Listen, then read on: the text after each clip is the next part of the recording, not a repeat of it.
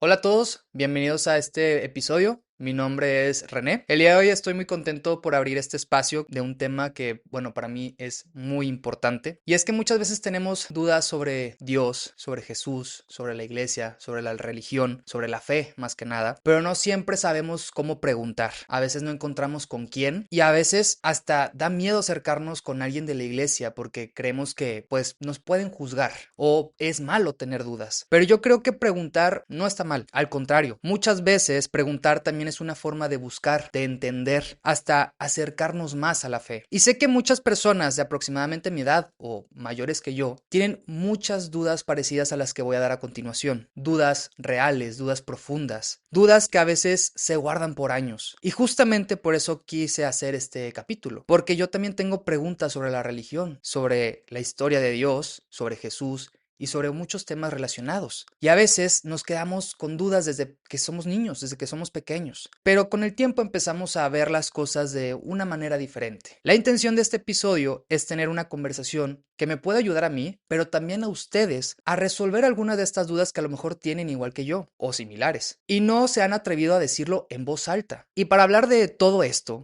hoy me acompaña alguien que nos puede orientar muchísimo en este tema y es el padre Roberto. Padre, muchas gracias por estar aquí, por aceptar la invitación, por tomarse su tiempo. Antes de empezar con estas preguntas, me gustaría pues que se presentara un poquito quién es usted, quién es el padre Roberto, cómo fue su camino hacia la fe, en qué momento sintió el llamado. Entonces, pues adelante. Muy bien, pues encantadísimo de estar aquí en tu programa y pues te comento, yo soy el padre Roberto Figueroa Méndez.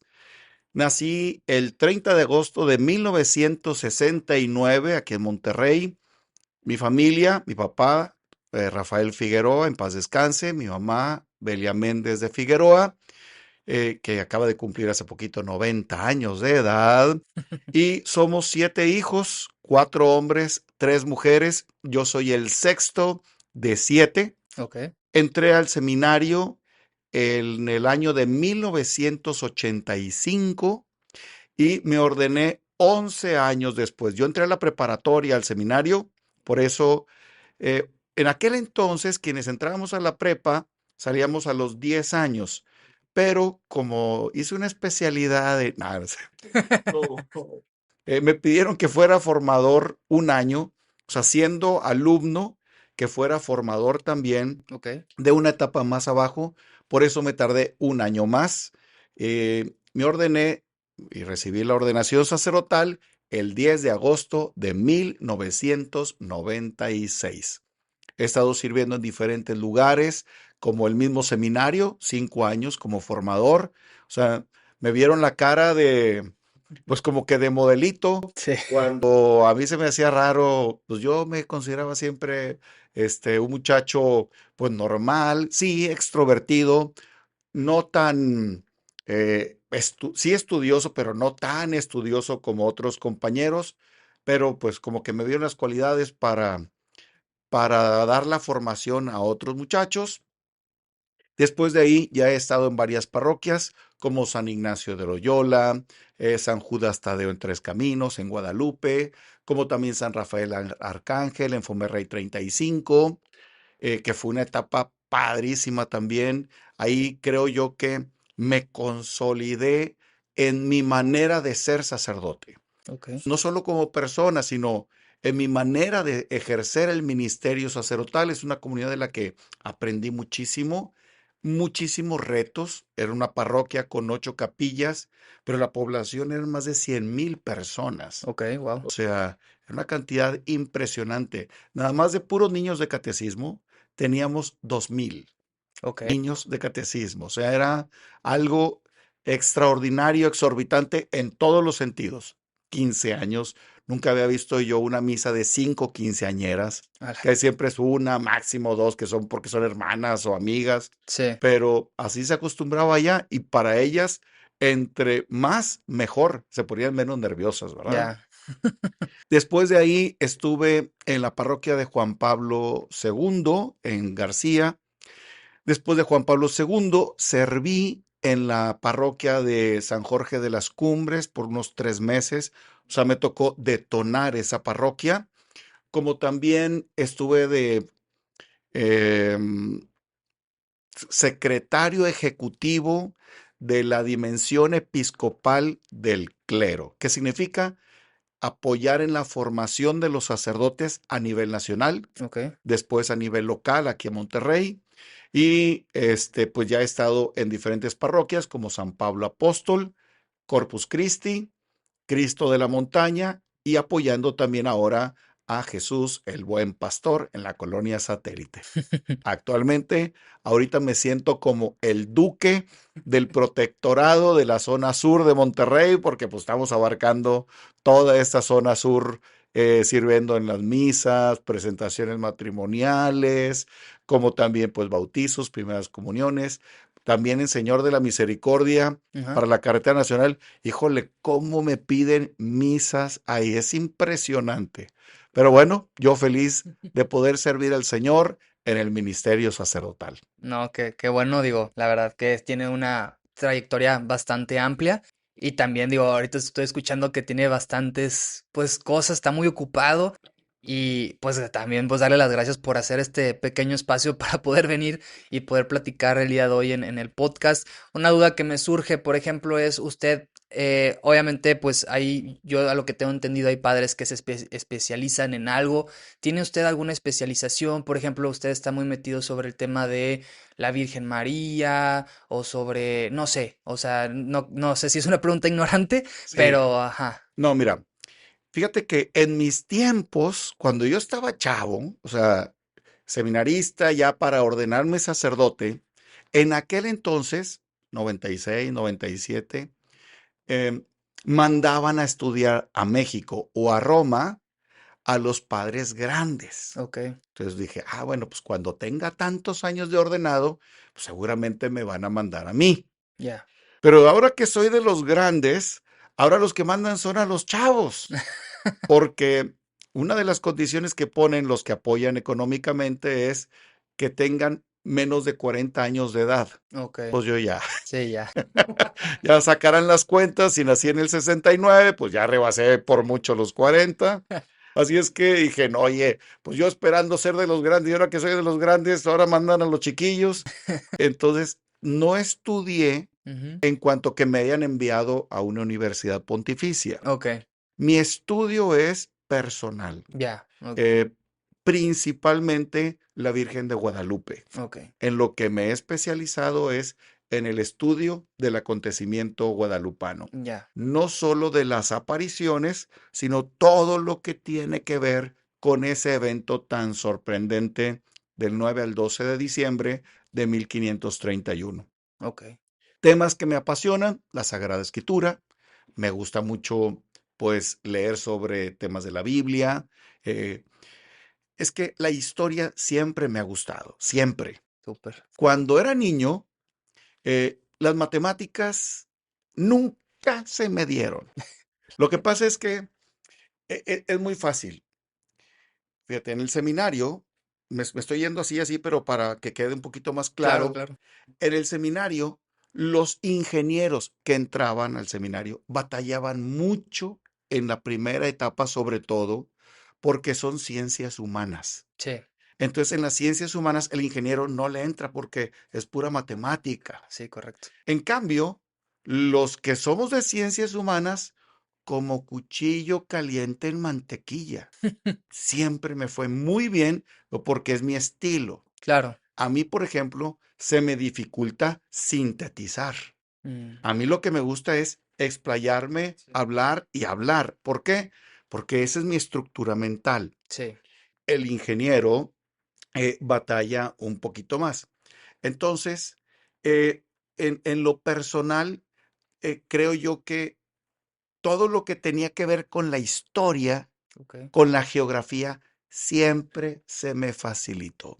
ok, Porque o sea, cada vez que sabía algo de historia o investigaba la historia, me emocionaba. ya, Los egipcios, los griegos, los romanos, la historia de México, todo lo que tuviera que ver con historia, me gustaba. Cuando entro al seminario y empiezo a ver la historia de la salvación, paz, me atrapó, ya, porque es mi gusto. Si tú vieras mis calificaciones de matemáticas, te daría risa, pero si vieras las calificaciones de historia y geografía, y dices, wow, como también el español, y fíjate cómo en el tiempo todo eso me ha ayudado. En el español, yo me acuerdo que cuando hacíamos cartas para enviar a la curia o enviar a algunos bienhechores. Siempre le estaba corrigiendo yo la ortografía, la redacción a las secretarias. Y me decían, padre, pues ¿de dónde saca tanto que los acentos y que si es aguda, grave o esdrújula? Pues en la escuela, Sí, porque siempre se me facilitó lo del español. ya, Y geografía e historia, pues todo lo de la Biblia tiene que ver con eso. correcto. Cuando veo historia de la salvación y ubicar los mapas, a la gente le da risa porque dice, no, padre, ya sabemos que Galilea está en el norte, que Samaria está en el centro, que Judea está en el sur y que el río Jordán, porque siempre está haciendo alusión al territorio. Es que geografía me encanta. Mm, Entonces, el tema de la Sagrada Escritura me apasiona. ok. No es algo en lo que me hayan enviado a estudiar, es algo más personal.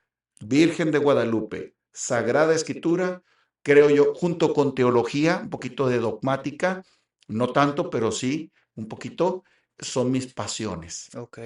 No, es muy interesante porque, digo, lo puedo entender porque yo también en la escuela y en la prepa. Matemáticas no se te dio. No, no, horrible, horrible matemática, pero fíjese que también la historia me gustaba también lo que es la geografía, entonces lo puedo entender.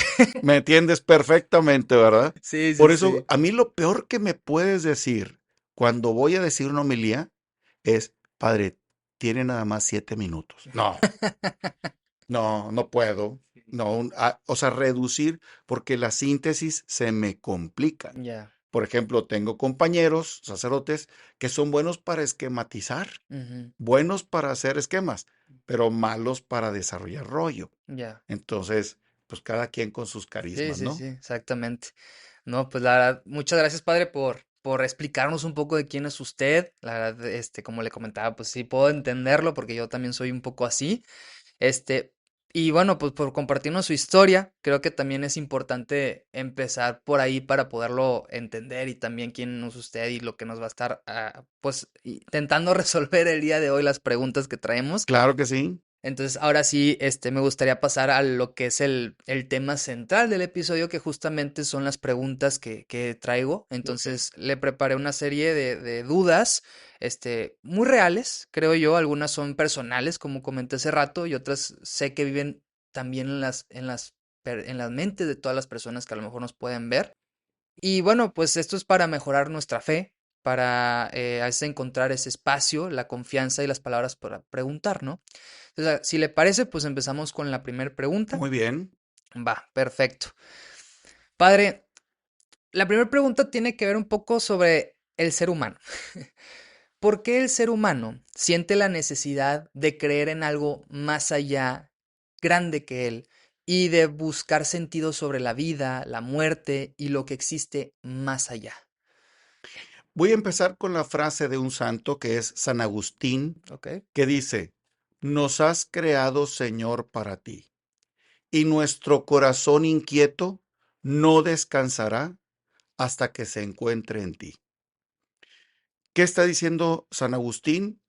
El que ha puesto la inquietud para buscar a Dios es Dios mismo. Ok, Si Dios no hubiera puesto esa inquietud, no tendríamos esa conciencia de lo sobrenatural. ya, Dios ha puesto ese piquete en nuestro interior que nos hace despertar a una conciencia mm, sobre alguien más grande que nosotros. claro.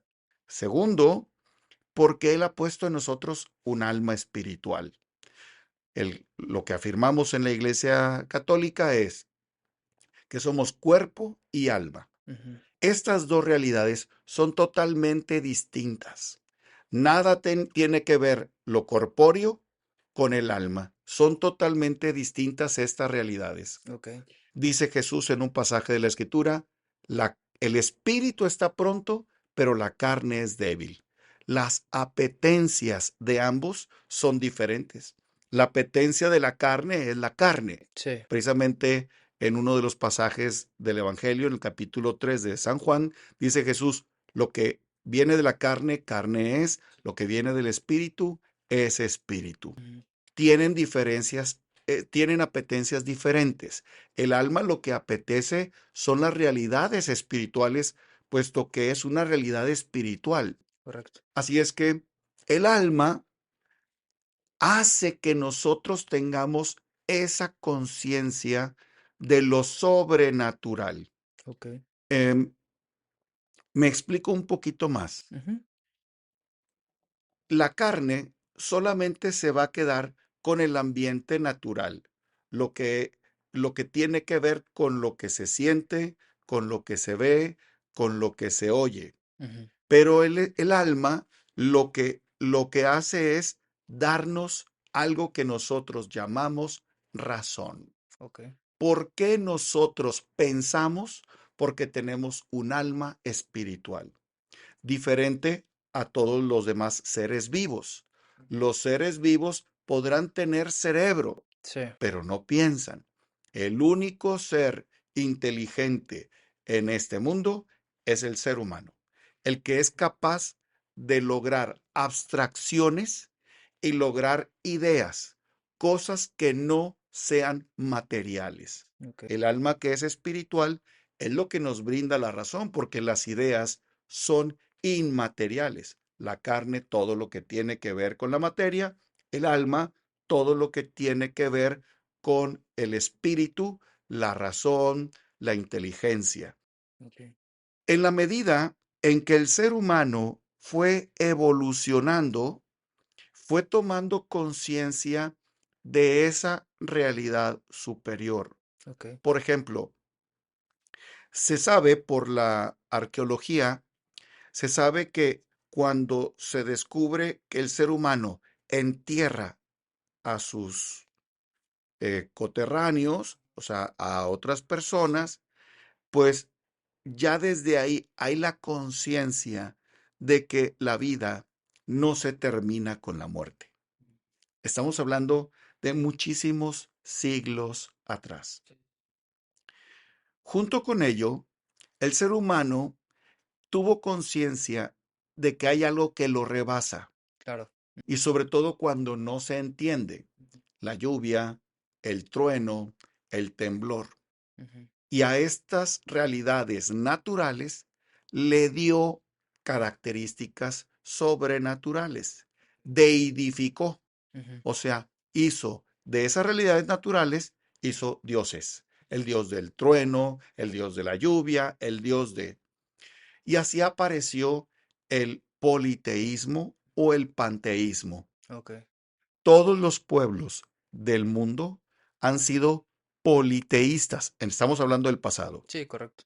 Politeístas, la creencia en muchos dioses, Ya. hasta que de pronto un hombre tuvo una revelación. Dios, el único, el verdadero, se le manifiesta a ese hombre que es Abraham. Abraham. Ujú, En el año 1850, antes de nuestro Señor Jesucristo, o sea, estamos hablando casi de 4000 años atrás, sí. Dios se le manifestó a Abraham.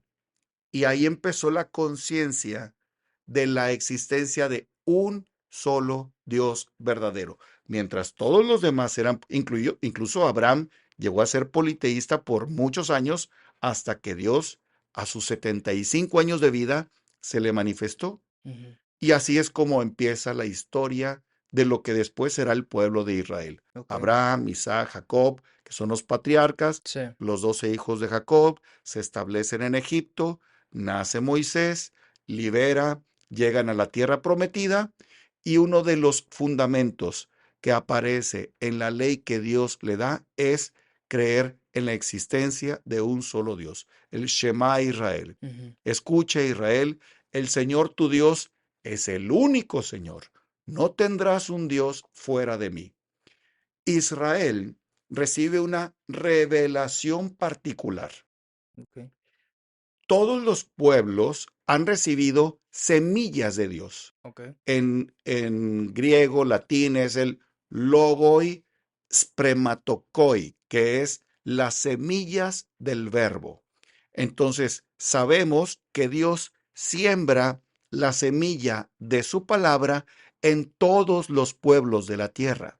Dios se da a conocer, cada pueblo va a recibir esa semilla y va a entender esa presencia de Dios, que en algunos serán dioses, Ujú, a su, a su capacidad, ujú, exacto. en donde el esfuerzo va a estar más en la razón que en otra cosa. Sí, sí, sí, Pero también van a aparecer, pues, ideas, supersticiones, etcétera. claro. Pero Israel va a recibir una revelación especial que le llamamos sobrenatural, que está por encima de todos los demás pueblos, porque Él, desde Abraham hasta nuestro Señor Jesucristo, va a establecer esto que llamamos plan de salvación. Ok. Dios nos va a salvar de algo que sucedió en la primera etapa de la existencia del ser humano y durante toda la humanidad que llamamos pecado. Ok, ok, ok. Justamente, digo, lo que comentaba, eh, entonces, y tiene que ver con la segunda pregunta, es, ¿cuándo fue la primera vez que se supo de Dios? Ya medio contestó creo que la pregunta, pero si Ujú. puede más como sintetizar. Sí, yo creo que no existe una primera vez, Ok, porque la conciencia de Dios fue apareciendo paulatinamente. sí, O sea, primero es la conciencia de que la vida no se termina con la muerte. correcto. Y luego el hecho de divinizar Ujú, las realidades naturales. Y luego ya la conciencia de que existe alguien más a quien no vemos, pero que está actuando en este mundo y que es más poderoso que nosotros, sí, que influye en nuestra vida y que tiene una autoridad sobre las realidades de la naturaleza y de nosotros mismos, en donde va a aparecer la confianza, pero también va a aparecer el temor. ok. Así es que fue más que nada como algo paulatino, Ya, pero hablar de un solo Dios lo ubicamos principalmente con Abraham. Es cierto que han existido pueblos que han intentado creer en la existencia de un solo Dios. Por ejemplo, los griegos, algunos filósofos como Aristóteles, sí llegaron a pensar en la existencia de un solo Dios, el primer motor inmóvil, que es lo que decía Aristóteles. O sea, tiene que haber alguien que haya detonado todo lo que existe, ya, pero un solo ser. ¿Por qué? Porque una de las características de Dios es lo absoluto. correcto. O sea, Dios tiene que ser absoluto. Y si es absoluto, pues nada más puede ser uno. Esto lo dice la filosofía y luego después lo va a decir la teología. Ok, ¿Por qué? Porque no puede haber dos absolutos. sí, Porque si hubiera dos absolutos, pues este no va a tener lo que tiene este, entonces ya no es absoluto y ese tampoco es absoluto. Entonces tiene que haber uno que sí lo sea, el primer motor inmóvil. En Egipto, también un faraón llamado Akenatón ok. quitó a todas las divinidades y puso solamente al sol como la máxima divinidad. Ujú, Así es que hubo intentos de manera aislada. En México, los toltecas ujú, llegaron también a la creencia de la existencia de un solo Dios verdadero, el verdaderísimo Dios a quien llamaron Ometeotl. Pero es un Dios dual, es Dios Padre, Madre, hombre, mujer, ya, Ometeotl y Omecihuatl, ¿verdad? Ometecutli, Omecihuatl, pero es este único Dios en una realidad doble y que se va como a desdoblar en Quetzalcóatl, Huitzilopochtli, Tlaloc, etcétera. sí, Pero es el mismo Dios. Son intentos, pero la revelación directa fue a Abraham hace prácticamente 4000 años. ok, ok. Sí, justamente es como que, no sé, es la, como que la duda es como, ajá, como decía usted, o sea, escritamente, pues cuando se presentó, pero bueno, pues fue Abraham básicamente. Y justamente hablando de, bueno, cuando se presenta y hacia la fecha, eso tiene que ver ya como en el Antiguo Testamento, en el Nuevo Testamento, en todo lo que Dios nos ha dado, Ujú. cómo Dios dice que nosotros tenemos que vivir nuestras vidas. O sea, ya sea por lo que se tiene escrito, ¿verdad? O sea, qué tenemos que hacer, qué no tenemos que hacer, qué se considera pues pecado, qué no es pecado. O sea, cómo dice Dios que nuestras vidas deben de ser. Sí, fíjate que hablando de Abraham, Ujú. una de las primeras cosas que Dios dice es, camina en mi presencia y séme fiel. Ok, ¿Y qué significa esto? Abraham tiene que ser obediente. ok. Todo en Dios es ley. Ujú, El problema es que cuando yo oigo ley, la entiendo como algo peyorativo. ujú.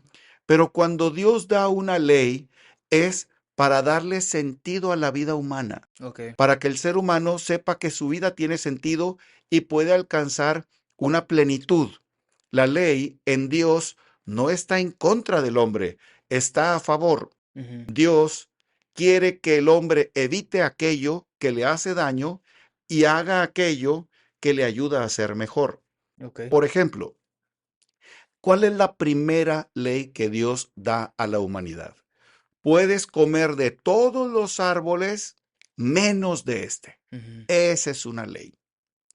Después, Abraham le dice, camina en mi presencia, séme fiel. ujú. Y Abraham fue obediente. Fe y obediencia en Abraham son una sola cosa. Ok. Después con Moisés, cuando salen de Egipto hacia la tierra prometida, en el monte Sinaí, recibe ¿qué? Los 10 mandamientos. Sí. Así es que la base de la religión judía está en la ley que Dios estableció primeramente con Moisés. Ok. Son esos 10 mandamientos, pero nos vamos a dar cuenta que en el libro de los números y también como Éxodo, números, Deuteronomio, Levítico, Dios va dando muchas leyes. Sí, correcto. Dios va desglosando estos 10 mandamientos tanto en el comportamiento moral como en el comportamiento litúrgico. ¿Qué es lo que se debe de hacer para tener una buena relación con los demás? Pero también qué se tiene que hacer para honrar a Dios como es debido. Ok. ¿Qué es lo que Dios quiere del ser humano? Lo que Dios quiere es que se viva en santidad. Ok. Porque Dios es santo, yo también tengo que ser santo, porque la Escritura nos dice que fuimos creados a imagen y semejanza de Dios. Ujú. Ahora bien, no se trata nada más de qué sí y qué no, Sí. sino cómo podemos, en este mundo tan desigual, Ajá. cómo podemos vivir de la mejor manera. Correcto. Y ahí los profetas aparecen en el Antiguo Testamento. ¿Qué es lo que dicen los profetas? Dios a través de ellos dice, da de comer al hambriento, da de beber al sediento, viste al desnudo, como también rompe las cadenas del oprimido, y así brillarás como el sol de mediodía. Dios le está pidiendo y exigiendo al hombre que sea solidario, especialmente con los más desfavorecidos. Si hay una constante en todo el Antiguo Testamento y en todo el Nuevo Testamento, es que cada quien tiene que velar por su hermano, especialmente por el más necesitado. Ok. Es bien interesante, porque una cosa que Dios le dice a Caín es, Caín, ¿dónde está tu hermano Abel? Pues su sangre está clamando hasta mi presencia. Y Caín le hace una pregunta a Dios. Y esa pregunta es clave. ¿Acaso soy yo el guardián de mi hermano? Ujú. Toda la Sagrada Escritura se va a encargar de responder a esa pregunta. Ok. Es bien interesante, porque pareciera que esa pregunta pues no tiene tanto sentido o hasta se nos olvida. Sí, ¿Acaso soy yo el guardián de mi hermano? Y toda la Biblia se va a encargar de responder a esa pregunta. Y ok, la respuesta es sí. sí, Sí tienes que velar por tu hermano. Y no solamente por tu hermano especialmente el más necesitado. ok, ok. Justamente ahorita que comentaba lo de los profetas, bueno, pues nosotros podemos ver que en el pasado había muchos profetas, ¿no? Ujú. Que en el pasado, pues Dios habló en base a los profetas y también en Jesús, ¿no? Dio su mensaje definitivo. Pero, por ejemplo, el día de hoy, en los últimos, pues, años atrás, no sé, vamos a suponer que el 1500 para la fecha, porque ya no vemos tantos profetas como antes se hablaba mucho de está este profeta y ahorita ya no vemos tantos profetas. Me imagino que es porque, bueno, pues el Hijo de Dios ya vino, pero a lo mejor hay otra explicación. Sí, mira, dice la carta a los Hebreos, así es como empieza. De muchas maneras habló Dios en el pasado. Ahora lo hace a través de su Hijo, nuestro Señor Jesucristo. Los profetas, fíjate, ¿cuándo surgen los profetas en el pueblo de Israel? Cuando aparece el, la monarquía, el carácter regio. Sí, Aparece la monarquía y aparecen los profetas. ¿Por qué? Porque tiene que haber un contrapeso. O sea, los profetas vienen a ser un contrapeso contra el rey, porque el rey, con todo su séquito, puede ser injusto. Entonces, ¿qué es lo que hace Dios? Pone la dimensión espiritual frente a la legislación humana. Como el rey tiende a ser injusto y ser opresor, el profeta lo que va a hacer es denunciar las injusticias, como también anunciar lo que viene de parte de Dios. El profeta no es un regañón. El profeta es alguien que advierte, es alguien que acusa, es alguien que anima, es alguien que explica, es alguien que, hablando en el nombre de Dios, también está llamado a dar esperanza al pueblo de Israel. Por ejemplo, Isaías le dice al rey, oye, tienes que confiar en el Señor. Y el rey no quiere confiar en el Señor. Jeremías le dice al rey, oye, más vale que hagas las paces con Nabucodonosor, porque yo me estoy dando cuenta que este rey va a venir con todo y nos va a acabar. O sea, el profeta está leyendo lo que sucede en el mundo, pero con los ojos de Dios. ok, Por eso es importante el profeta, porque el profeta lee el presente, lo lee con la mirada de Dios y por eso también puede hablar hacia el futuro. ok, Si quieres saber lo que va a pasar en el futuro, tienes que leer el presente. Si no sabemos leer lo que está pasando actualmente, no sabremos qué es lo que va a pasar en el futuro. Es más, muchas personas en la actualidad aparecen como profetas y dices, oye, esto que está pasando ahorita, ya lo había escrito fulanito de tal en 1960. ¿Cómo puede ser? Pues sí, tú ves a esa persona que escribió ese libro y dices, era una persona que sabía leer los signos de su tiempo. No es que haya adivinado el futuro, no es que supo leer el presente. Pues si estamos viviendo así, esto es lo que va a venir después. ok, Quienes no saben leer, por eso atacan, rechazan y muchas veces se equivocan, como vemos que sucedió. Ahora, ¿por qué ya terminó el profetismo? Porque vino nuestro Señor Jesucristo. Él es la plenitud de la revelación del Padre. ok. Ahora, ¿Jesucristo quién es? Sacerdote, profeta y rey. Ujú, Por eso la gente decía, un gran profeta ha surgido entre nosotros, Dios ha visitado a su pueblo. sí, Este es el profeta que esperábamos. Jesús Sí actúa como profeta, pero él no es profeta en el sentido estricto de la palabra. ¿Por qué? Porque el profeta es alguien que habla en nombre de Dios. Pero aquí Jesús es Dios mismo quien está hablando. ¿Por qué no es profeta? Porque él no habla en nombre de otro. Ujú. Él habla por sí mismo. Por eso el profeta terminaba diciendo oráculo del Señor o palabra del Señor. Y Jesús dice, en verdad les digo. Sí, O sea, Jesús nunca dice algo en referente al pasado o hablando en nombre de otro. sí. Es profeta en cuanto que Él es el revelador de la persona del Padre. Él es el enviado del Padre. En ese sentido, sí puede ser profeta, porque dice Jesús, yo les he comunicado todo lo que le he oído al Padre. Ahora bien, Jesús como sacerdote, profeta y rey, nos confiere eso a todos nosotros.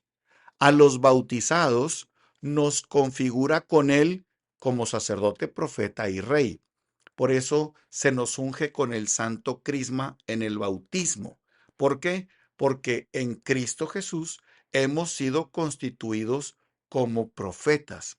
Ahora bien, cada quien va a ejercer esa realidad de profeta como quiera, Ujú. como lo crea y de acuerdo a lo que le compete. Sí. Hay quienes sí tienen ese carácter profético, hay quienes no tienen ese carácter profético.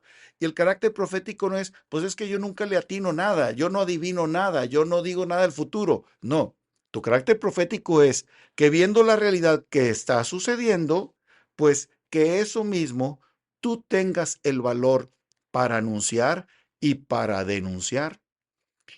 No todo rebelde es un profeta. Ok. Y no todo profeta es un rebelde. O sea, a veces ser profeta implica una rebeldía ante un sistema, pero sistemáticamente yo no puedo ser una persona rebelde. Ujú. O sea, si yo voy a ser profeta, no es porque me esté quejando, sino porque estoy hablando en nombre de Dios. Ujú. O sea, hay profetas como en el Antiguo Testamento, pues así no, Ujú. pero si sigue habiendo profetas, todos los bautizados lo somos, Sí. si sigue habiendo profetas, pero de acuerdo a la persona de Jesús que estableció no profetas, sino apóstoles, Ujú. discípulos, Sí. cristianos, seguidores suyos, que Ujú. estamos llamados a eso, anuncio y denuncia. Ok, ok, ya tengo entendido porque ya, o sea, sí, como dice usted, o sea, ya no hay como esa visión del profetismo ahorita, y es porque, pues justamente, yo creo que también es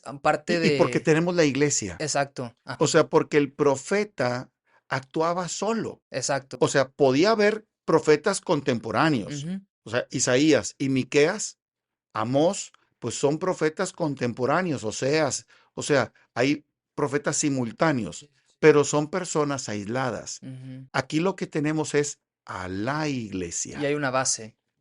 toda una estructura de palabra y de doctrina. Ok, ok, no, ok, ya me queda mucho más claro. Y justamente digo, hablando de los profetas y así, obviamente hay razones, bueno, esto es como un poco más personal, Ujú. que yo sí creo que obviamente que sí hay razones históricas para creer que Jesús sí existió, pero ¿a qué lleva a creer que era el Hijo de Dios? Obviamente él lo menciona, pero no fue solamente un líder famoso de ese momento, es decir, por ejemplo, Gandhi o Martin Luther King, que pues fueron personas que fueron muy famosas, ¿verdad? Y en ese momento, o sea, pues vamos atrás, ahorita los conocemos a lo mejor por las redes sociales y porque podemos ver todo ese contenido. ¿Cómo sabemos que no fue como, a lo mejor para personas que tengan esta duda, que fue como alguien como ellos, vamos a llamarlo así? Sí, la diferencia entre todos estos grandes personajes, Buda, Mahoma, Confucio, Gandhi, Martin Luther King, etcétera, y Jesús, Ujú. es que ellos fueron grandes pensadores, pero nada más eso. Sí. ¿Influyeron mucho? Sí, pero solamente son hombres. Ujú, La diferencia entre ellos y Jesús es que Él es Dios. ujú. Ahora, quiero mencionar, aprovechando esta comparación, Sí, la palabra de Confucio tiene un límite. okey, La palabra de Mahoma, de Gandhi, de Buda, tienen límites. okey. Incluso puede aplicarse a una persona, Ujú. a muchas, Sí, pero no a todas, okey, ni en todos los tiempos. En cambio, la palabra de Jesús no se aplica a una, no se aplica a muchas, se aplica a todos. O sea, la palabra de Jesús abarca a toda la humanidad. O sea, todos los que de Jesús para acá hemos recibido su palabra, toda su palabra se aplica a todos nosotros, incluso a los que no han aceptado aún el Evangelio. okey. Cuando lo acepten, van a entender que su vida tiene sentido por lo dicho por Jesús. Por eso vemos que hay conversiones del budismo al cristianismo, No, correcto. que hay conversiones del musulmán, del islam, a lo que es el cristianismo, de aquí al cristianismo, de aquí, ¿por qué? Porque la palabra de Jesús es una palabra viva, es una palabra eficaz, es una palabra que provoca vida. Su palabra es una palabra que da vida. Su persona es una persona que da vida y es el único que ha dicho de sí mismo que es Dios. Sí, ¿Por qué Mahoma no se atrevió a decir que era Dios? Él dijo que era profeta. ujú, Alá, Dios, él el profeta. ¿Por qué Buda no se adjudicó como iluminado? Es más, Buda, pues no solamente Buda, pues hay muchos Budas, muchos iluminados, pero este, el inicial, pues él nunca se afirmó a sí mismo como Dios. ujú, Nadie lo ha hecho, solamente Jesús. Y uno dice, ¿y si hubiera dicho Buda o Mahoma, Confucio, que eran Dios? Pues que lo comprueben, ujú. porque ¿por qué no lo dijeron? Porque no lo podían comprobar, Sí, correcto. porque no tenían esa omnipotencia. Ujú, Jesús no solamente dijo que era Dios, lo comprobó. ujú. Todas las obras de Jesús decían que Él era el Hijo de Dios. Sí, Tanto su manera de vivir como su manera de morir afirma, y obviamente su resurrección confirma que Él es Dios. Vamos a empezar para identificar a Jesús como Dios. Vamos a empezar desde el principio. okey. En el principio, aunque en el Antiguo Testamento, vamos a quitarlo un poquito de esto, hay alusiones. Vamos al Nuevo Testamento. ¿Qué dice el Nuevo Testamento? ¿Cómo fue la venida de Jesús? Pues según lo que nos dice la Sagrada Escritura, es que se encarnó en el vientre inmaculado de María Santísima. ¿Por qué? Obra y gracia del Espíritu Santo. Correcto. O sea, Dios intervino en la historia de esta jovencita y la fecundó para que ella diera luz al Hijo de Dios. Su concepción y su nacimiento fueron sobrenaturales. Ahora bien, nos dicen los evangelios, que es la fuente principal, nos dicen los evangelios que ya está con Simeón, cuando recibe a Jesús en el templo, pues ya nos habla de cuando se pierde Jesús en el templo, que no saben que debo estar en las cosas de mi Padre. Y luego Jesús anuncia pues que hay que convertirse porque el reino de Dios ya está cerca. La palabra de Jesús resulta atrayente, Ujú, pero sus obras confirman lo que él está predicando. ¿Y cuáles son sus obras? Pues sus obras milagrosas. ¿Quién puede curar a tantas personas?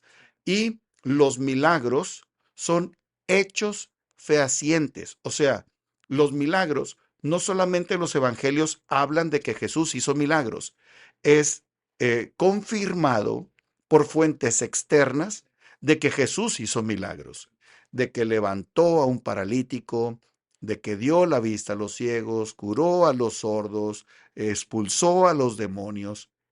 Ahora bien, Jesús cuando expulsaba a los demonios, no los expulsaba con el poder de otro. No los expulsa porque también había judíos que expulsaban a los demonios. Hay un emperador que eh, contrataba fariseos para que, como entretenimiento, agarraran a los endemoniados y los expulsara como espectáculo, como show, ¿verdad? Ok. Pero Jesús no invocaba a la divinidad. Sí. Él le ordenaba al demonio que saliera, Ya. que se callara y que saliera. Y si era uno, o si eran muchos, o si eran cientos o miles, Jesús solamente con su palabra, él lograba este objetivo. Y la resurrección de Lázaro, del hijo de la viuda de Naín, de la hija de Jairo, pues, ¿quién puede compararse con eso? Sí. Ahora, la resurrección de Jesús, pues es la máxima prueba. Correcto. Ahora bien, si nos vamos solamente a lo que es la tradición judía, ¿quién es el que establece la alianza con el pueblo de Israel? Dios. Ujú. Dios es el que hace la alianza con Noé, el arco iris, con Abraham, partiendo los animales, con Moisés, en el monte Sinaí. Dios es el que establece la alianza. ¿Quién puede alterar la alianza pactada de Dios con el hombre? Pregunto yo, ¿el hombre puede cambiar esa alianza? No, ¿Le puede cambiar una palabra a la alianza? no tampoco. Porque eso viene de Dios. Pues Jesús, en la última cena, después de beber la primera copa, habiendo bebido la segunda copa, en la tercera, Él cambia la alianza. Mm. Dice, este cáliz de la nueva alianza. Ujú. Y es no solamente nueva, es eterna. Quiere decir que esa alianza es la última que Dios establece. ¿Por qué? Porque se trata ya no solamente de una copa, se trata de Él mismo al derramar su sangre en la cruz. Por eso, cuando al final en la cruz le dan de beber vino mezclado con hiel, que es la cuarta copa que falta porque para la cena de la Pascua se tenían que tomar 4 copas y la última era la de la consumación. Mm. Por eso después de haber probado, Ah, ok. se Se acabó. acabó. Sí, sí, sí. Todo está consumado. Sí. Es la cuarta copa de la consumación. La alianza se sella con su sacrificio en la cruz, derramando él su sangre. Vemos cómo si él está cambiando la alianza, haciendo una nueva y eterna, y solamente Dios es el que lo puede hacer. Entonces, ¿cómo está actuando Jesús? Pues como Dios. Y en San Juan hay muchas maneras, por ejemplo, en donde dice, yo soy la puerta, yo soy el buen pastor, yo soy el pan de vida. Ese yo soy, ego eimi en griego, tiene que ver con el eyef, hacer eyef, que es yo soy el que soy, como nombre divino. Cuando San Juan nos presenta a Jesús como el yo soy, yo soy, yo soy, lo que nos está diciendo es que Jesús es Dios como pan de vida, es Dios como camino, verdad y vida, es Dios. Por eso cuando le preguntan a Jesús en Getsemaní, dice Jesús, pregunta a él, ¿a quién buscan? A Jesús de Nazaret, yo soy. Ujú. Y ellos caen a tierra. ¿Por qué? Porque pronunció el nombre de Dios. Y como dice San Pablo, al nombre de Jesús, toda rodilla se doble. Antes era al nombre de Dios, hay que ponerse de rodillas. Eso es lo que hacen. Jesús se está identificando con Dios. Por eso dice San Pablo, al nombre de Jesús, toda rodilla se doble. Si antes era doblarse ante el nombre de Dios, ahora es el nombre de Jesús, pues porque Jesús es Dios. Cuando juzgan a Jesús, no lo juzgan por decirse Mesías, Sí, lo juzgan por decirse hijo de Dios. O sea, Mesías podía ser cualquiera, sí. eso a ellos no les importaba. Podía ser un hijo de vecino, no importa. pero Dios no, porque para ellos Dios no solamente es uno, sino también es una persona. Sí. Que Jesús diga que son dos y lo que son tres personas, eso para ellos es imposible, lo que llamamos nosotros como misterio de la Santísima Trinidad.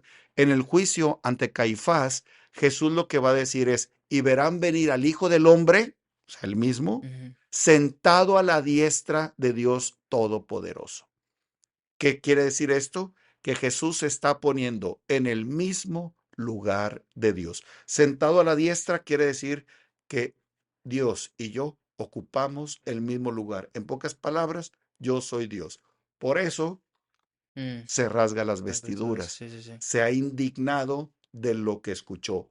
La blasfemia Ujú. no está en que haya ofendido a Dios. La blasfemia es que se haya puesto en el mismo lugar de Dios. Ok, ok, ok. Ok, y justamente, bueno, ahora cambiando un poco de tema, en cuestión de Jesús, de Dios, Ujú. me gustaría hablar un poco sobre la Virgen María. Eh, yo creo que a usted le va a gustar porque, como comentó, es... Híjole, ya sabes, ¿verdad? Que esa es mi pata de palo. Sí, justamente. Pues bueno, aquí me surgieron dos dudas sobre la Virgen. La primera es, la Biblia sí presenta a la Virgen como virgen, ¿no? Esta afirmación debe entenderse para personas que a lo mejor no logran entenderle, para mí sí, pero para otras personas a lo mejor no. Debe entenderse como un hecho histórico, como una verdad, como fe o como ambas cosas, ¿verdad? Como todo. Como todo. Mira, histórico porque sucedió. Correcto. Fe porque nos ha sido transmitido y lo creemos. Ajá. A mí se me hace muy simpático entre católicos y no católicos el debate por los textos, Ujú. ¿verdad? Por la escritura. Sí, Tú me lanzas un texto y yo te lanzo otro texto. Tú me lanzas un texto y yo te lanzo otro texto. sí. En la guerra de los textos. Pero aquí la cuestión es que siempre la iglesia ha creído en María como virgen. ¿Cuál iglesia? La iglesia católica. Ujú. Y la iglesia católica que viene desde los apóstoles. Sí. Es muy sencillo. Si San Ignacio de Antioquía, que él es del siglo primero, discípulo de Pedro y discípulo de Pablo y de Juan, estamos hablando De tres. de tres campeones. Sí, ¿Ah? Todos los apóstoles son mis respetos, ¿verdad? sí, sí, sí. Pero estás hablando de Pedro, de Pablo y de Juan, Ujú. en donde Juan vivió con la Virgen, pues él, Jesús le encomienda, ahí tienes a tu madre, ahí tienes a tu hijo, Sí. vivió con ella. Segundo, si también tenemos el dato de que Pablo, pues anuncia de que de una mujer vino nuestro Señor Jesucristo, como también en este caso Juan, o sea, Juan, Pedro y Pablo, o sea, convivieron con la Virgen y él, Ignacio de Antioquía, fue discípulo de ellos Sí. y él afirma que María es virgen. Ujú. Pues sí. Pues dices, Sí. si un discípulo de los apóstoles que convivieron con la Virgen, es muy probable que Pablo haya conocido a María en Éfeso. Ujú. O sea, la Virgen vivió con San Juan en Éfeso. Entonces, si Juan, si Pablo y Pedro, que fueron discípulos de Jesús, menos Pablo, ¿verdad? Discípulos de Jesús, convivieron con él, convivieron con la Virgen, y los tres conocieron a la Virgen. Ignacio de Antioquía, discípulo de los tres, afirma que María es virgen. ¿De dónde le viene eso? Sí. ¿Fue un invento de él? No, pues es de sus maestros, Sí. que son los apóstoles. Ahora, ¿quién tiene mayor autoridad en la iglesia que los apóstoles? Cuando la plenitud de la revelación viene en Jesucristo, el depósito de esa plenitud son los apóstoles. Bueno, nosotros lo creemos porque así ha sido transmitido generación tras generación. todos los santos padres nos hablan de María como virgen. ¿Quiénes son los santos padres? Los que vivieron en los primeros siglos, en el siglo I, en el siglo II, en el siglo III, hasta el siglo VIII. Sí. Todos los santos padres nos hablan acerca de María Virgen. Y quien se atreve a negar la virginidad, inmediatamente reprochado por la iglesia. O sea, quien dice no, no es como, bueno, pues es una posibilidad. Inmediatamente es reprochado por la iglesia. ¿Ha habido gente que niega la virginidad de María? Sí, pero cada vez que aparece alguien, la iglesia sanciona a esta persona, o corrige o sanciona. Ahora bien, ¿esto aparece en la Sagrada Escritura? Sí, pero no como a nosotros nos gustaría que apareciera. O sea, a mí me gustaría que dijera María Virgen, no sé qué. Lo, lo que dice es que el ángel se le apareció a una virgen llamada María que vivía en Nazaret y estaba desposada con José. Ujú. Entonces, hay una alusión a la virginidad de María. El ángel se le aparece a una doncella virgen. Ok. Después, y cuando concibe, San Mateo está haciendo alusión a un texto del Antiguo Testamento, Ujú. Isaías capítulo 7, versículo 14, en donde dice, he aquí que una virgen concebirá y dará a luz un hijo y le pondrán por nombre Manuel, que quiere decir Dios con nosotros.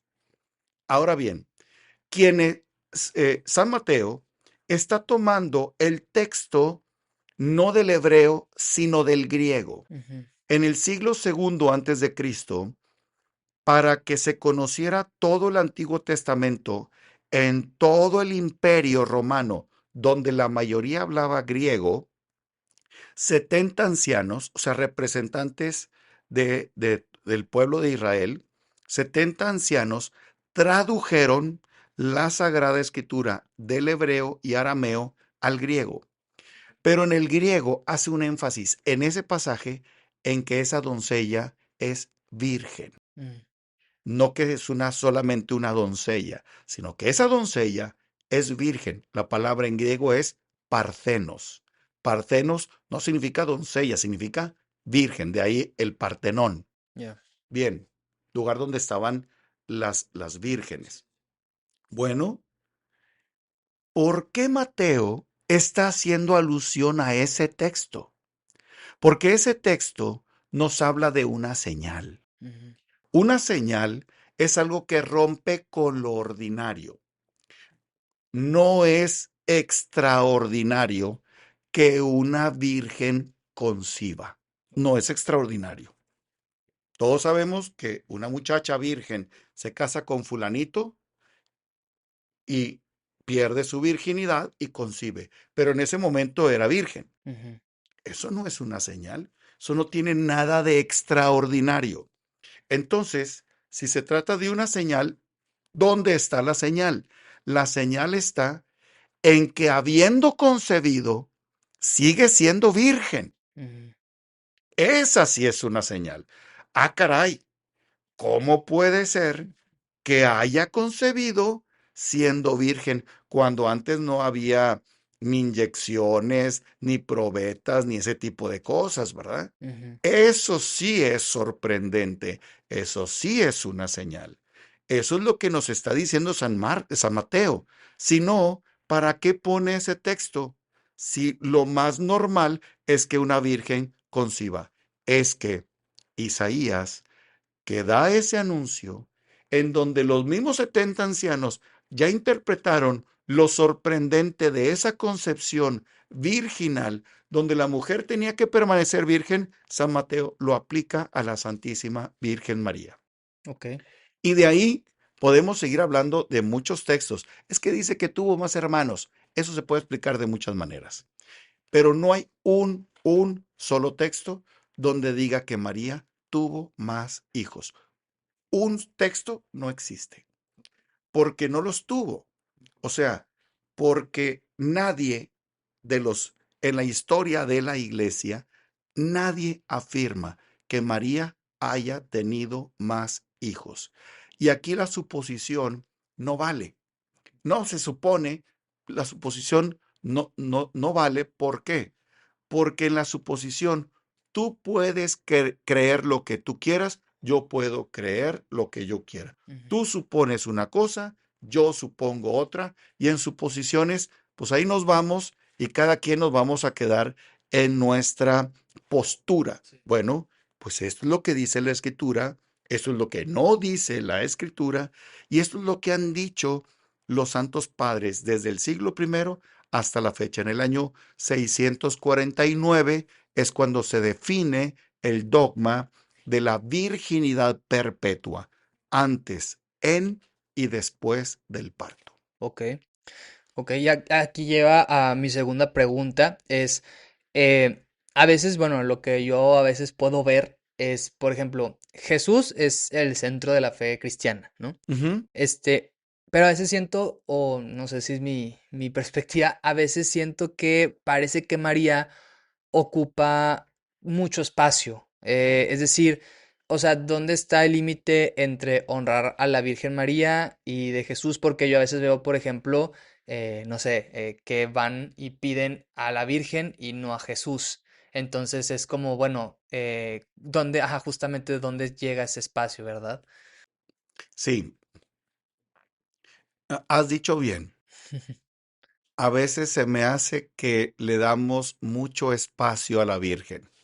Y es cierto, le damos mucho espacio y no es suficiente. Ok. Todo ese espacio que le damos a ella y no es suficiente. Ujú. Ella merece más de lo que le damos. Merece mucho más de lo que le damos. Sí. Como católicos creemos que ella está en el cielo. ¿Cómo creemos que Jesús ama a la Virgen?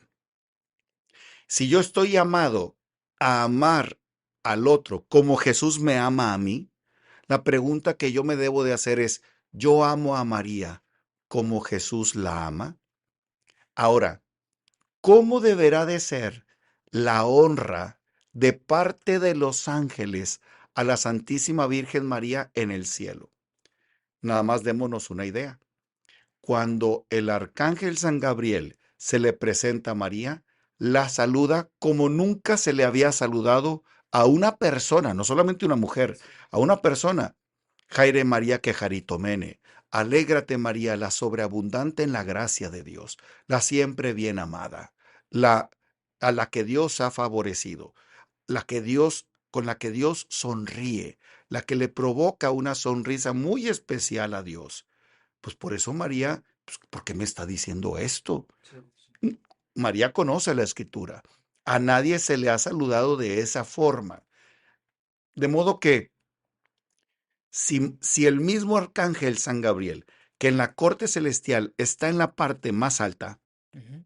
y le está saludando de esa manera, y como dicen algunos santos, San Miguel Arcángel es el más grande ángel que honra a María Santísima, el jefe de las cortes celestiales, pues ¿qué nos queda a nosotros? Que fuimos, como dice el Salmo 8, fuimos creados menores que los ángeles. Dice el Salmo 8, lo hiciste poco inferior al hombre, poco inferior a los ángeles. Si los ángeles honran a María, ya lo vimos con el arcángel San Gabriel, y todavía ahí va otro texto. Isabel, cuando quedó llena del Espíritu Santo, exclamó, bendita tú entre las mujeres y bendito el fruto de tu vientre. No es Isabel la que está hablando. La que está hablando, quien está hablando es el Espíritu Santo.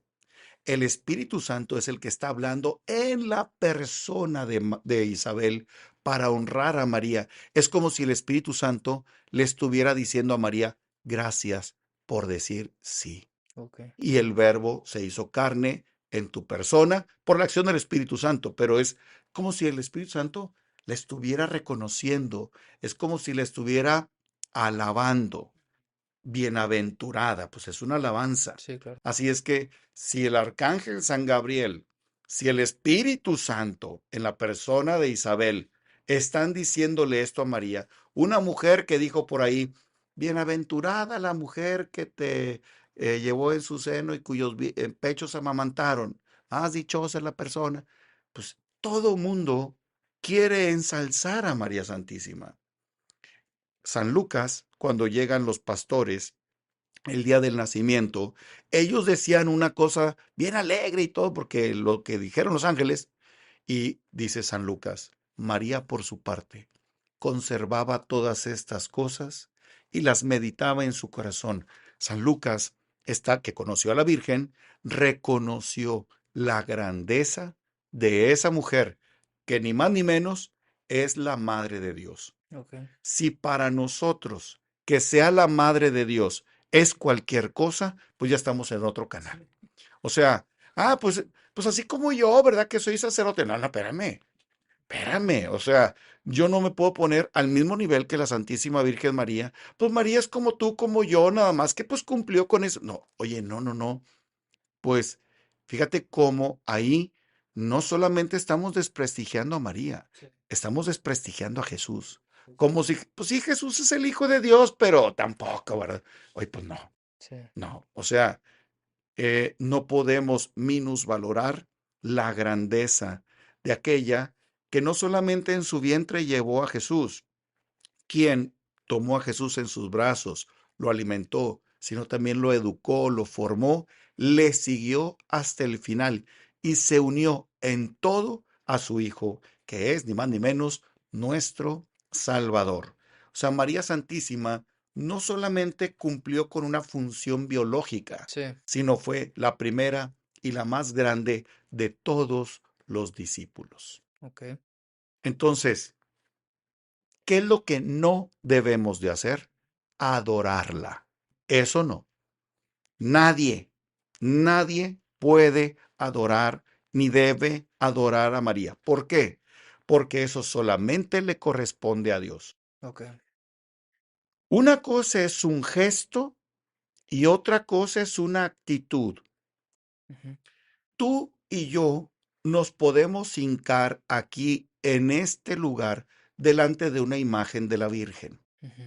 Puede ser que yo la esté adorando y puede ser que tú la estés venerando. Ok. Los dos estamos de rodillas, Sí. pero yo puedo tener más una actitud de adoración, aunque el gesto que tengamos tú y yo sea el mismo, y tú una actitud de veneración. Tú reconoces a María, pues no estás adorando esa imagen, ni estás adorando a la Virgen, sino de rodillas estás haciendo oración con mucho fervor pidiéndole o dándole gracias.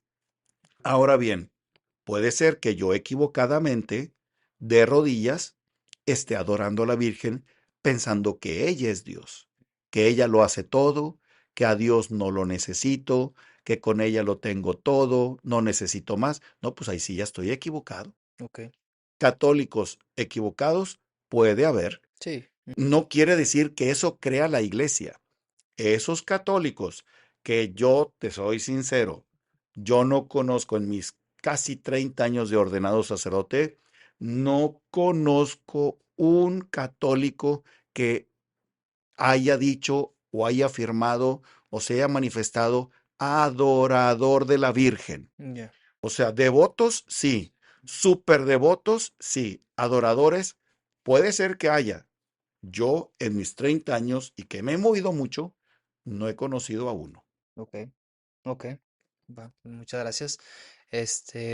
Y ahorita regresando un poquito al tema de la iglesia, ya quitando el tema un poquito de la Virgen. Ujú. Me gustaría que nos platicara cómo nació la jerarquía de la iglesia, es decir, qué parte viene el mensaje de Jesús y qué parte se fue formando con el tiempo. ¿A qué voy con esto? Pues a lo que vemos actualmente, que está el Papa y el Vaticano, etcétera. ¿Cómo empezó? O sea, ¿desde cuándo viene esto? Sí, mira, en Israel siempre ha habido jerarquía. Ujú. Dios llama a Moisés Sí. y pone a Aarón y establece que haya 70 ancianos que dirijan. Ahí en el libro de Levítico, Números, nos vamos a dar cuenta cómo está formada toda una jerarquía para dirigir al pueblo, orientar al pueblo, para guiar al pueblo. En tiempos de Jesús había fariseos, ancianos, escribas, doctores de la ley, sacerdotes, o sea, había una jerarquía. Bueno, Jesús establece también para su iglesia una jerarquía. Nos damos cuenta cómo Jesús llama a discípulos. Ujú. Hay 72 discípulos. De esos 72 discípulos, tiene 12 apóstoles. De esos 12 apóstoles, tiene 3 de manera especial que suben con Jesús para el monte Tabor, para ver el milagro de la hija de Jairo, para que estén en Getsemaní, como también Pedro. Ok. O sea, vemos cómo hay pasajes en donde la relación Jesús-Pedro es tremendamente no solo cercana, sino especial. Sí. Ujú. A los apóstoles les dice, a los que ustedes oyen, a mí me oye. Les daré las llaves del reino de los cielos. Lo que aten en la tierra, atado en el cielo. Lo que desaten en la tierra, desatado en el cielo. Y en el reino de mi Padre habrá 12 sillas en las que ustedes van a juzgar conmigo. Ujú. Pero a Pedro se lo dice en lo particular. A ti te daré las llaves del reino de los cielos. Esto que te lo ha revelado no la carne y la sangre, sino mi Padre. Ujú. O sea, no lo dedujiste, Sí. mi Padre te lo dijo. Y también vemos cómo en los evangelios no hay una persona más sobresaliente que Pedro. Ujú. Aparece Juan, sí. Aparece Santiago, sí. Aparece Felipe, Andrés, sí. Pero nadie como Pedro. Incluso en los pasajes de la resurrección del Señor, dice, y se le apareció a Pedro. Ujú. Y luego en los Hechos de los Apóstoles, y la comunidad oraba por Pedro. Ujú. Y Pedro era el punto de referencia de la iglesia. Ok. Ahora, ¿Pedro actuaba como papa? No. El papa actúa como papa. Sí. Pedro actuaba como Pedro. Que lo podemos ubicar como el primer papa, está bien, pero no podemos ver en esa figura inicial lo que ahora viven los papas y los cardenales y todo. Son situaciones diferentes. Sí. Pero sí vemos claramente cómo Jesús establece una jerarquía. Y vemos en el libro de los Hechos de los Apóstoles que la comunidad de cristianos se reunían en torno a los apóstoles. Era la máxima autoridad. Ujú. Y cómo cuando los apóstoles ya no pueden atender a las viudas, a los pobres, establecen diáconos para que ellos se pongan al servicio de la mesa. Ahora, como también todavía en tiempos de San Pablo, pues se nombran obispos. Ujú. ¿Y quiénes son los obispos? Los supervisores. Es más, Pablo, cuando llega a una comunidad como Listra, ¿qué es lo que hace? Forma una comunidad, pone un dirigente y se va a Derbe. ¿Qué hace en Derbe? Forma una comunidad, pone un dirigente y luego se va a Antioquía de Pisidia. Ujú. ¿Qué hace en Antioquía de Pisidia? Forma una comunidad, pone un dirigente. En Éfeso, crea una comunidad, pone un dirigente, pone un dirigente. ¿Con quién se dirige Pablo? ¿Se dirige con la comunidad? No, se dirige con el dirigente. O sea, el dirigente es el responsable de informarle a Pablo qué está pasando en la comunidad. A veces Pablo se va a enterar por un miembro de la comunidad lo que está sucediendo, pero a quien se dirige a Pablo es al dirigente. ¿Por qué? Porque hay una jerarquía. Sí. La jerarquía es el orden de la autoridad en una sociedad, en una comunidad. La iglesia siempre ha sido jerárquica. Ok. La jerarquía no es democracia, la jerarquía no es oligarquía, la jerarquía es el orden de la autoridad. Nada más que nosotros entendemos la autoridad como un triángulo, donde la punta está arriba y la base está abajo. Sí, En la iglesia, Jesús estableció que la jerarquía está al revés. ok. O sea, el Papa es el servidor de todos los servidores. Es el siervo de los siervos de Dios. Él está al servicio de todos los demás. Ahora, vemos en el Nuevo Testamento, sobre todo en los Hechos de los Apóstoles y en las cartas de Pablo, que hay presbíteros, que hay obispos, que hay ancianos, o sea, un poquito de la estructura del pueblo de Israel, pero sí ya transformada en algo nuevo. En Israel no existían los obispos, en la iglesia sí. Así es que vemos cómo todos estamos llamados a servir. Tú podrás decir, padre, pero eso no veo tanto en la iglesia. Quiere decir que no estamos cumpliendo. O sea, todos debemos de estar al servicio de los demás. ¿Qué hace Jesús en San Juan? Le lava los pies. Ustedes me llaman maestro y señor. Efectivamente, lo soy. Pues yo que soy el maestro y señor, les mando que se laven los pies los unos a los otros. El verdadero seguidor de Jesús es alguien que sirve, independientemente del cargo y del puesto. Los mismos apóstoles estaban tentados a buscar los cargos altos como cargos de honor, de distinción, no de servicio. ¿Quién es el más grande? ¿Quién es el más importante? ¿Quién es el primero? Y dice Jesús, el que quiera ser el más grande, que sea el servidor de todos. Así es que la jerarquía, ¿quién establece? El mismo Jesús. Él dice cómo van a ser las cosas. Conforme va pasando el tiempo, de acuerdo a las nuevas necesidades en la iglesia, pues se van estableciendo los diferentes estratos.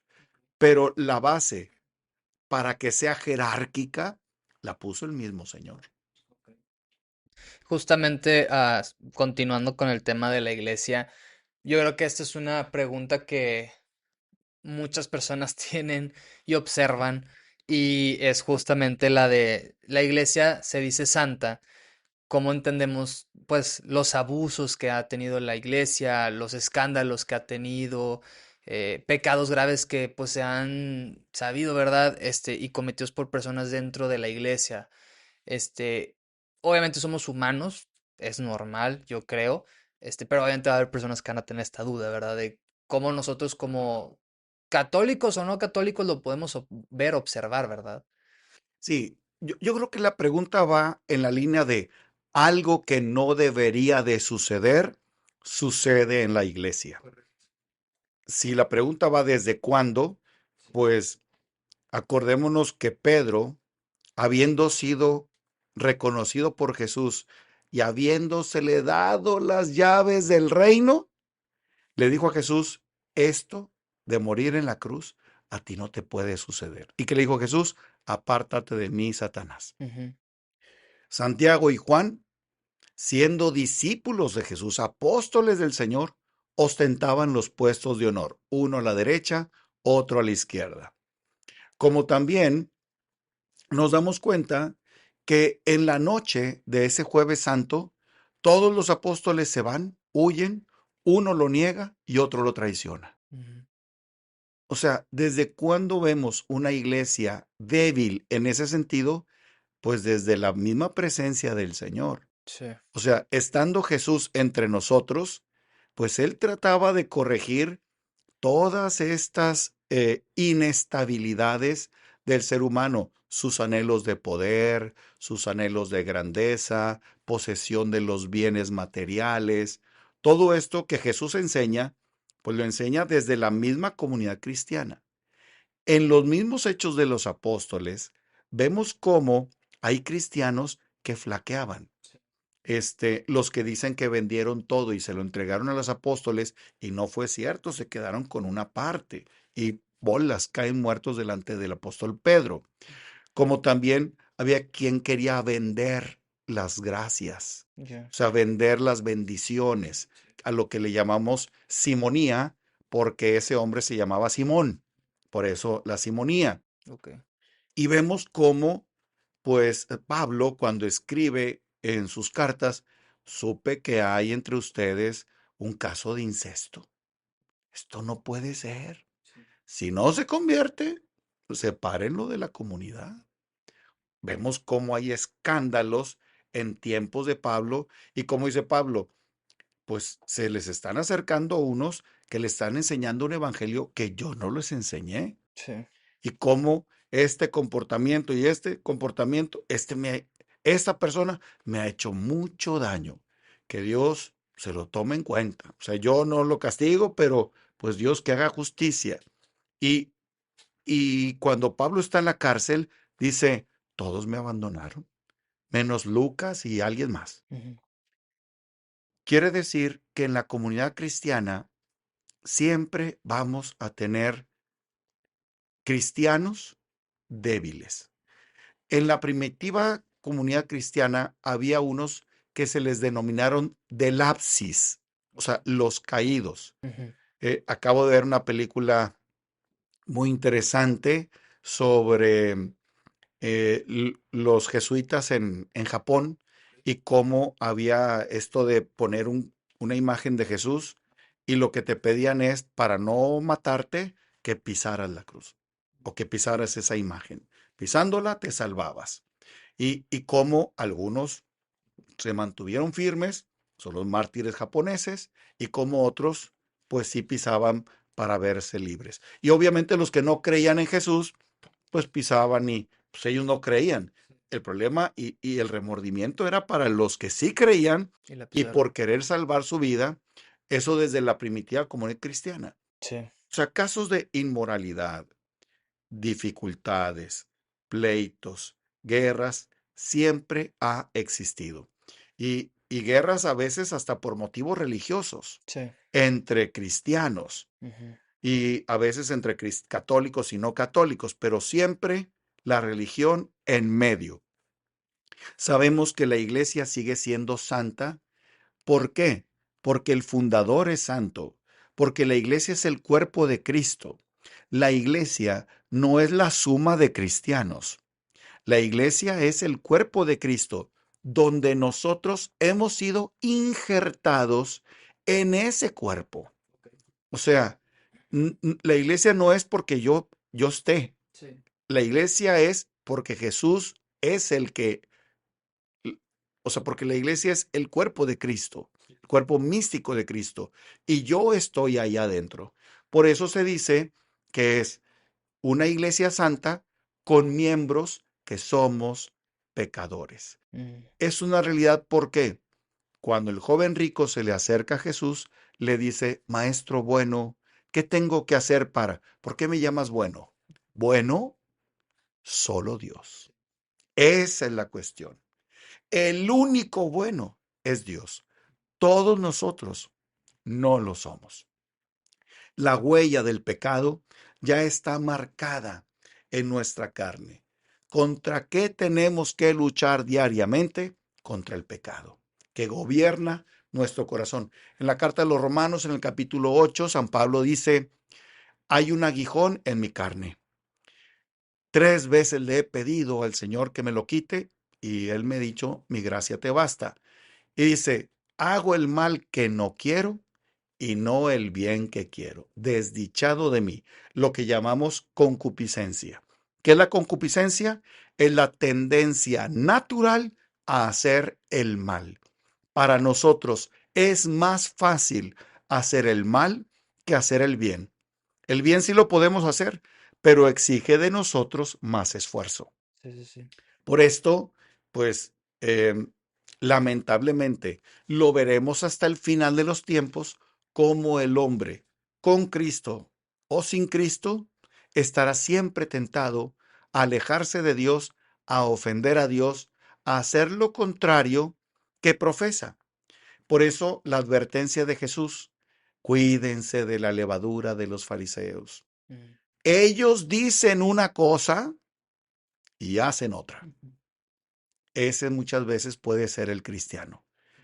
El problema no está en lo que predicamos a veces. Sí. El problema está en cómo vivimos.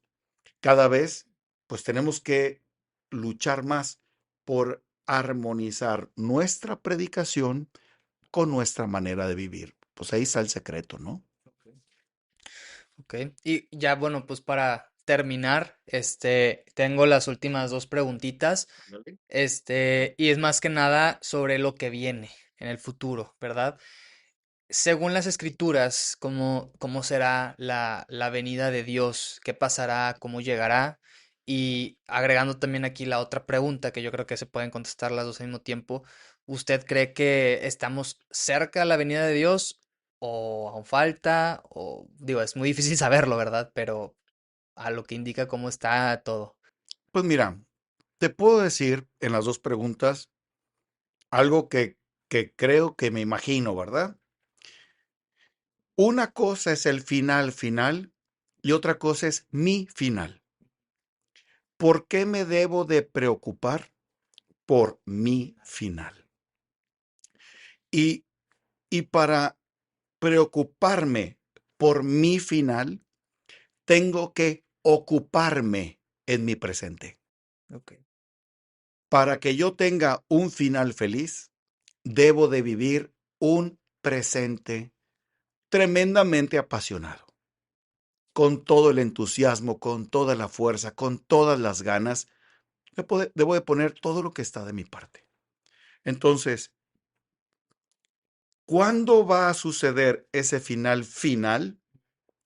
Dice Jesús, nadie sabe ni el día ni la hora. Ujú. Es como si Jesús nos estuviera diciendo, de eso ni se preocupen, de eso que no te mortifique, que si va a ser en el año 3000 y quién sabe qué, que se... Yo creo que fácil, fácil, si vamos a rebasar vamos a llegar al año 3000 y tantos y oye, pues yo pensé que se iba a acabar en el 2000 y tanto, ¿verdad? Así como en el año 999 se pensaba que en el 1000 se iba a destruir por lo que dice el Apocalipsis. Ahora que pasamos el 2000, pues también se hablaba en el 2012 se hablaba y hay quienes pues se han atrevido a poner fechas y nadie le atina. Es que nadie sabe el día ni la hora. Puede ser, puede ser. Ahorita nos ubicamos nada más en este planeta. Sí. Puede ser que de- dentro de 800 años ya estemos viviendo algunos seres humanos, algunos en otro planeta. Y, y, y el, y la vida continúe. Y que Dios haya creado el universo tan grande para que el ser humano pues se extienda y encuentre otros mundos y, y duremos hasta el 3000 y tanto, 4000 y tanto, 5000, no sabemos, ¿verdad? No sabemos. Lo que sí sabemos es que un día este planeta se va a destruir. Sí. Y si no nos movemos de este planeta, pues cuando se acabe el planeta nos vamos a acabar nosotros, porque el Sol tiene un ciclo de vida y este planeta tiene un ciclo de vida. Si no nos movemos de este planeta, el final de la especie humana va a llegar. ¿Ah? Pero, ¿por qué debo de preocuparme yo por mi final? ¿Cómo me imagino mi muerte? Sí. ¿Cómo quiero morir? ¿En paz o con inseguridad, con dolor, con incertidumbre? Te voy a decir una cosa. Cuando he ido a confesar, a ungir, a absolver a una persona, me dicen, padre, es que no se va, no se va y no se va. Bueno, déjenme solo con. Soy el padre Roberto Figueroa, vengo, la misericordia de Dios, pídale perdón, esté tranquilo, Dios le da la gracia, no sé qué. Lo confieso, le doy la opción y en horas se muere. De un día al otro se muere. Descansó. Mm. Era lo que necesitaba.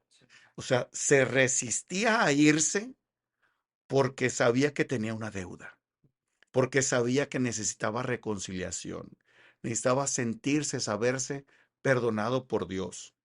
O sea, cuando está esa persona en inconsciencia o pseudoconciencia, hay una resistencia. ¿Por qué? Pues porque no me puedo ir así. Por eso, ¿cómo me quiero ir? Me quiero ir en paz, Pero para irme en paz, también tengo que ver otro aspecto. Dice San Juan de la Cruz, en el atardecer de nuestra vida se nos examinará en el amor. O sea, al final, ¿cuánto amé? Ujú. ¿Cuánto me dejé amar? ¿Cuánto bien hice? Ok. ¿Qué tanto influí? Ujú. Como dice aquel canto el de Cantares, esa canción de voltear hacia atrás y ver esa senda que nunca habrá de volver a cruzar. Bueno, en eso dejé huella. Hay historia mía en ese pasado o no. No tanto si seré recordado o no seré recordado, sino influí positivamente en las demás personas o simple y sencillamente me dediqué a vivir para mí. Por eso hay que esforzarnos siempre por amar, haciendo el bien, sirviendo a los demás, lo más que se pueda. Se dice por ahí que cuando una persona va al purgatorio o va al cielo, pues lo que piensa es, híjole, mejor, ¿cómo me quisiera regresar a la tierra? Nosotros que ya nos queremos ir al cielo, ¿cómo me quisiera regresar a la tierra para hacer el mayor bien posible y todavía disfrutar más de lo que Dios me quiere dar? Acuérdate que hay un adagio latino que dice, quid recipitur, ad modus recipientis recipitur. O sea, el recipiente recibe lo que el recipiente es capaz de recibir. Ujú. Este vaso es capaz de recibir una cantidad de refresco. Sí. Pero ¿qué pasa si aquí me pones una jarra? La jarra va a tener que mayor capacidad de contener refresco. Y si pones un tambo, No, pues. bueno, pues yo no quiero ser vaso, yo quiero ser tambo o tinaco o lo que sea, o sea, porque tendré más capacidad de recibir. Sí. En el cielo seremos tan felices el vaso como el tambo o el tinaco. Sí, nada más que yo seré feliz experimentando algo diferente porque tengo más cosas que Dios me da, porque tengo la capacidad para recibirlo. Ese será muy feliz, pero en otra condición, Correcto. porque aquí no hay lo que sí tiene el otro, que también es inmensamente feliz. Sí. Su felicidad es plena, pero de otra forma. Sí. Yo quisiera ser feliz de esa, pues hay que ganárselo. Ok. Por eso dice San Pablo, he corrido hasta la meta. He luchado bien en el combate. He perseverado en la fe. Ujú. Ahora solamente espero recibir la corona que Dios me tiene prometida y a todos aquellos que han confiado en su misericordia. Así es que, pues hay que correr bien hasta la meta. Hay que luchar muy bien en el combate. Hay que perseverar en la fe si es que queremos recibir la corona merecida, merecida por las cosas que uno hace, merecida por todas las obras hechas en nuestra vida. Y como decía Ana María Rabaté, en vida, hermano, en vida. Muchas gracias, padre. Y última, pues no sé si sea pregunta, pero yo creo que aquí hay muchas personas que les gusta leer y justamente en los comentarios cuando dije que iba a hacer un podcast, me solicitaron, justamente también una fue mi mamá, si pudiera dar a lo mejor ejemplo de uno, dos libros que nos puedan ayudar a mejorar la fe. No sé si usted tenga alguna que diga, este es muy bueno y se los puedo recomendar. Sí, mira, hay un libro que ha hecho a muchos hombres y mujeres santos. El libro se llama Imitación de Cristo, de Tomás de Kempis. Es un libro básico para la formación cristiana. No te habla de Biblia, no te habla de santos, sino te enseña cómo ser santo. Es un libro hecho a finales de la Edad Media y ha sido motivo, o sea, motor para que muchos hombres como San Ignacio de Loyola, Santa Teresa y otros más, pues hayan cambiado en su vida y hayan logrado ser santos. Ese es uno. Imitación de Cristo, de Tomás de Kempis. Ok, Otro libro se llama Jesús hoy, de Albert Nolan. ok, Albert Nolan es un dominico de Sudáfrica. Este libro nos habla acerca de la persona de Jesús. Eh, ¿Por qué está cautivando tanto la serie de Chosen? mm, Porque nos ha presentado una imagen de Jesús que ya extrañábamos. sí, Nos habían secuestrado, de alguna manera, la imagen de Jesús.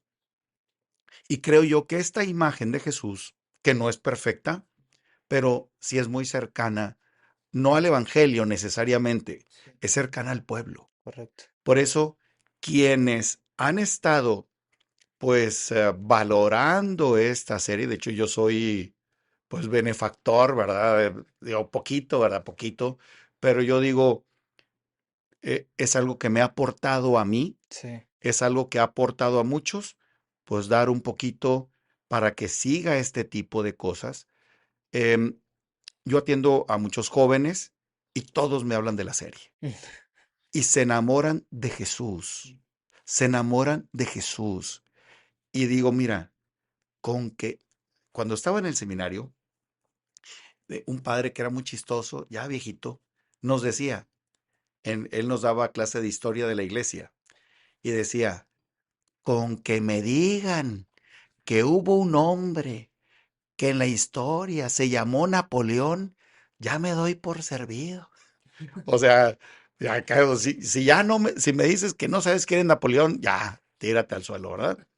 Bueno, con que estos chavos se enamoren de Jesús con esta serie u otra, ¿verdad? Pero con esta serie que ha estado cautivando, vale la pena.